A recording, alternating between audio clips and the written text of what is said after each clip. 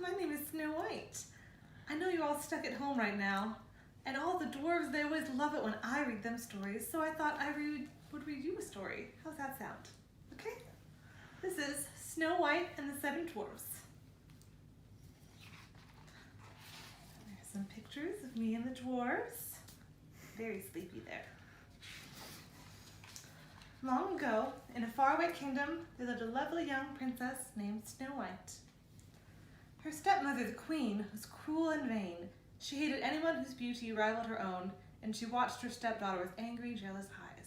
See, there's the queen right there. The queen had magic powers and owned a wondrous mirror that spoke. Every day, she stood before it and asked, "Magic mirror on the wall, who is the fairest one of all?" And every day, the mirror answered, "You are the fairest one of all, O queen, the fairest her eyes have ever seen." See, there's her mirror. As time passed, Snow White grew more and more beautiful, and the queen grew more and more envious. So she forced the princess to dress in rags and work in the kitchen from dawn to dusk. Despite all the hard work, Snow White stayed sweet, gentle, and careful, and cheerful. Every day she washed and swept and scrubbed, and day after day she dreamed of a handsome prince who would come and carry her off to his castle. Isn't he handsome? One day, when the queen spoke to her mirror, it replied with the words she had been dreading.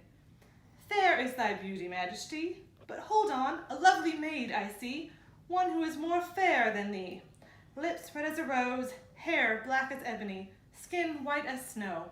"Snow White!" shrieked the angry queen. "She must be destroyed." Oh my. The queen sent for her huntsman. "Take Snow White deep into the forest," she said, "and there, my faithful one, you will kill her." Oh. The unhappy man begged the queen to be merciful, but the queen would not be persuaded. Remember my magic powers," she warned. "Obey me or you and your family will suffer." Oh my.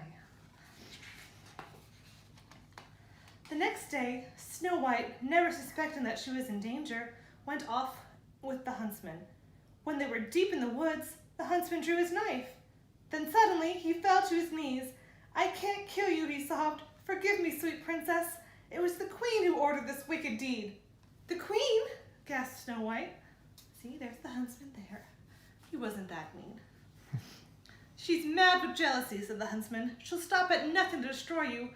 Quick, run away and don't come back. I'll think of something to tell the queen. Now go, run, save yourself."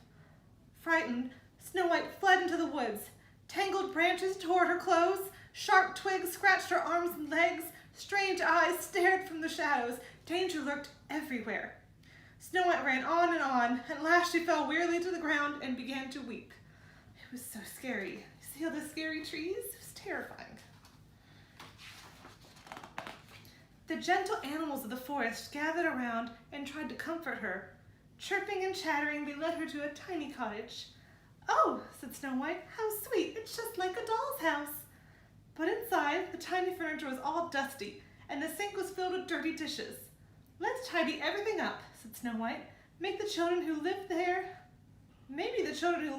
will let me stay and take care of them." They all helped her clean the house, all the animals. The animals all helped, and soon the place was spick and span. Meanwhile, the seven dwarves who lived in the cottage were starting their way home from the mine where they worked. On their way, they sang, "Hi ho, it's home from work we go." See, there's all the dwarves coming home from work. The dwarves were amazed to find their house so neat and clean. They were even more amazed when they tiptoed upstairs and saw Snow White. She fell asleep on the bed. She was very tired after doing all that cleaning. Snow White woke up with a start. "Why, you're not children," she said when she saw the dwarves. "You're little men." The dwarves gathered around her. "I read your names on the bed," said Snow White. "Let me guess who you are. You must be Duck," right there. "And you must be Bashful." There's Bashful. I think he's hiding one of these ones over here. Is his back turned. Then there's Sneezy, right there. And Sleepy. Yep. Sleepy. And Happy. And Dopey. There's Dopey. And you must be Grumpy. When Snow White told the dwarfs of the queen's plan to kill her, they decided that she should stay with them. We're asking for trouble, replied Grumpy, but we can't let her be caught by that wicked queen, said Doc. The others all agreed. They're very nice. That night, after supper, Snow White and the dwarfs danced and made merry music. Bashful played the concertina, Happy tapped the drums, Sleepy tooted the horn, Grumpy pumped the organ, Doc and Sneezy played stringed instruments. Dopey didn't know how to sing or play a tune, but he was very good at wiggling his ears. Snow White loved her new friends, and she felt safe at last. See, there they all are, all having a good time. But the queen had learned from her mirror that Snow White was still alive. Uh-oh. This time, she hissed, I'll finish her myself.